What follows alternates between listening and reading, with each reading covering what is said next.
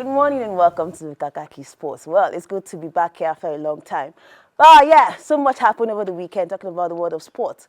And we'll be getting into all the analysis this morning. First of all, congratulations to Chelsea fans all over the world.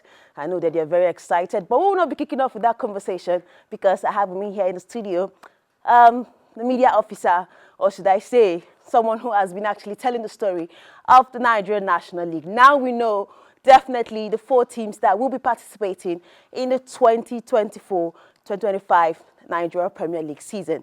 And joining me this morning to get into all the analysis of all that happened over the weekend, and of course in the Nigerian National League, is no other person, but who best to say, tell the story of the NNL, if not the media person himself, Ignis Alma. Good morning and welcome to Kakaki Sports. Nice to be here. Okay, that's a new name, Doshima. But anyway, Brenda. there's a Shima in it. There's a Shima in it. But yeah, thank you so much for coming on the show this morning. Well, quickly, we now know the teams that are promoted. A lot happened over the weekend, but let's start with your area of interest. So that's your area of specialty now. The NNL, the Nigerian National League, one of the toughest league or the best league in the country, as it is said. 4 teams are promoted to the Nigeria Premier League now. We know the people who are going to join in the big boys for next season. How would you rate the performance of these teams, and what should we expect from these new boys? Talking about Wiki Torres, Warri Wolves, Cook Khalifat, and of course Barrow. We need to know how to pronounce that name because Barrow, all of that. But then, how would you say Nigerians to look forward to the performance of these teams into the new season of the NPFL? Let me start by saying congratulations to all the teams that made it. The NNL has officially congratulated these teams, and they wish they will continue to do like other teams that went to the Nigeria Premier Football League. They didn't drop down. Yeah. So the NNL is the chain between, of course, the NPFL and of the clubs that we expect to climb up. Barao FC is the latest. They are new. This is their debut from Kano. Though coach Kun Khalifa also, yes, making their debut. They have been handled. Kun Khalifa first has a very young coach, in Obi Zoho from Owerri. He had tasted NNL before now, but that was when we had a Papilo FC club managed by Kano Wanko. Barao FC of Kano have, of course, a very experienced coach in person of Rabiu Tata, who eventually won the best coach in the NNL Super 8 playoff. It's interesting. We know they will do well. They are our ambassadors, and definitely NNL has been very competitive. For them to survive shows, they are worthy. They are going to be worthy ambassadors, and we are very proud of the coaches. Wiki Torres with coach. With coach Maikeba Abdul, and of course Warri Wolves has one of the very experienced coach in Napoleon Aluma, who has been there with right from Ajegula, I will call him. He's a grassroots coach. He's been able to do a lot of things with most of our ex-players, So I think we're saying congratulations. NNL is very, very competitive. And what happened in Asaba was a clear demarcation. You never knew the winner until the last match day that were played simultaneously in Ozoro University Stadium and in Asaba, the Stephen Keshi Stadium. So I want to say kudos. We expect that they will remain good ambassadors and ensure that they do not drop. They do not drop because it's not easy to come to NNL. But even for you to get out of NNL, is a very competitive league. All right, talking about getting out of NNL, let's now talk about Lobby Stars, one of the the known team in the NPFL, now relegated to the NNL. Do you see them making it out of the NNL in the shortest period? Maybe lost 1 season and they're out. Back to where they belong. In the first place, I want to say I wish them well. Like I said, NNL is very competitive. I don't want to say difficult. Yeah, competitiveness the toughest means league in the country. I yes, think, at the moment, because a lot of people will. That is where professionalism starts. But with what NLO is doing too in the 3rd tier league, you see that they have raised the bar of entering into professionalism. So you must give it to Honorable Silas and Shola what they are doing in the NLO. Lobby Stars, for me, I think they must have to rejuvenate the team. Since the sacking of Dominic Iyofa, things took a new turn in Lobby.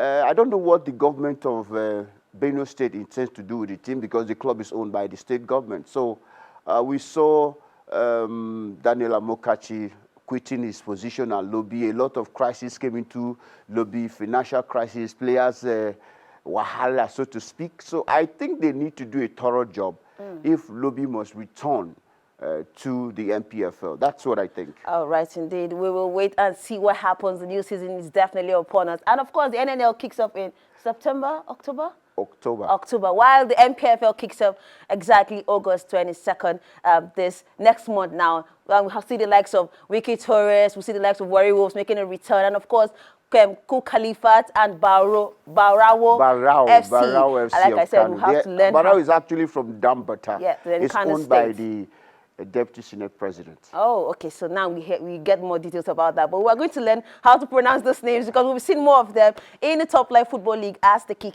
season kicks off. But now moving away from the NPFL, the NNL, and of course Nigerian League, now to the continent. These Super Falcons are in the continent, 9-time champions of the WAFCON, progressed to the round of 8.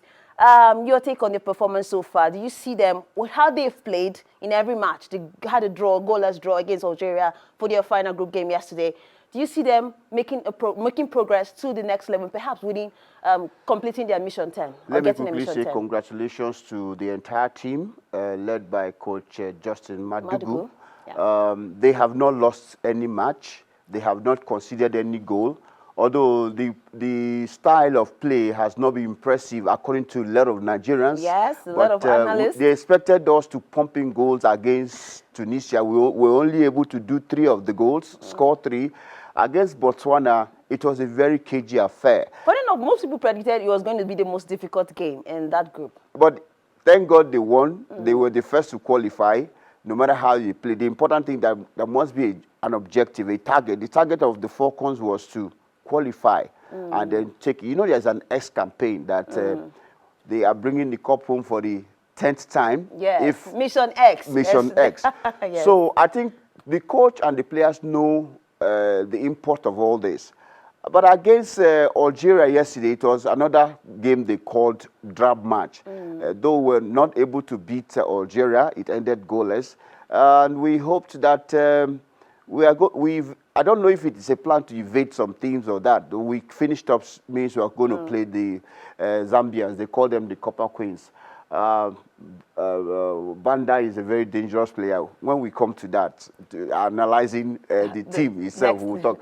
But the important is that the Super Falcons have made it to the round of 16, and that is where I think the real business starts. They have just qualified. Let's give it to them. I'm not here to look at the style Madugu is playing or what the players have got to wrong or right. But the important is they are still on course. Okay. So let's wish them well. All right, indeed. Nigeria Super Falcons are in the WAFCON going on in Morocco. And of course, we all know that Nigeria is the most decorated team in that tournament, winning 9 times and going for 10.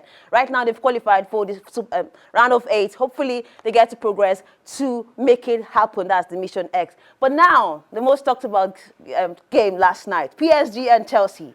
Congratulations to Chelsea fan. I don't know what fan you are, but I'll say congratulations to Chelsea. I have a feeling for Chelsea. I wouldn't hide it. Your take, did you see this happening? Definitely, quickly. Did you see this happening? I was having a banter with some of my friends and colleagues.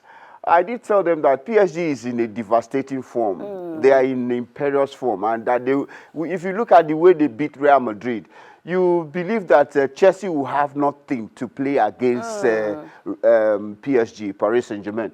But when I watched Chelsea's semi-final victory, and with the likes of João Pedro scoring fantastic and refusing to celebrate because it was his former club, Palmeiras. So what I'm saying is that Chelsea is a new Chelsea. Enzo Maresca has adopted, maybe you call it a diamond formation, 4-3-2 or 4-5-1. And Chelsea played a compact midfield and a compact defense. So I want to say congratulations to all Chelsea fans. And Chelsea is the team, the world best.